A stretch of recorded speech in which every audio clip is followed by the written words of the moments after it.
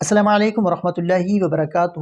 بہت سے لوگ غسل کرتے وقت کچھ غلطیاں کرتے ہیں جس کی وجہ سے ان کا غسل مکمل نہیں ہوتا اور وہ ناپاک رہ جاتے ہیں۔ آج ہم وہ ان 5 عام غلطیوں کے بارے میں بات کریں گے تاکہ ہم سب وہ ان سے بچ سکیں۔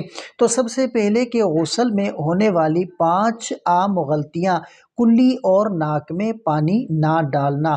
بعض لوگ کلی کیے بغیر ناک میں پانی ڈالے بغیر غسل کر لیتے ہیں، جو کہ غسل کے فرض میں شامل ہے۔ اور دوسرا کہ بالوں کے جڑوں تک وہ پانی نہیں پہنچتا۔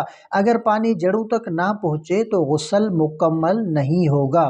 اور جسم کے کسی حصے کو خشک چھوڑ دینا، خاص طور پر وہ کہنی، گھٹنوں اور کان کے پیچھے یا بغل میں پانی نہ پہنچانا۔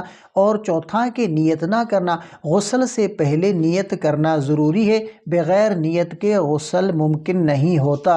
اور پانچواں کہ غسل کے بعد فوراً وہ جسم کو گیلے کپڑے سے پونچھ لینا۔ غسل کے بعد جسم کو کچھ دیر کھلا چھوڑنا بہتر ہے تاکہ پانی اچھے سے خشک ہو جائے۔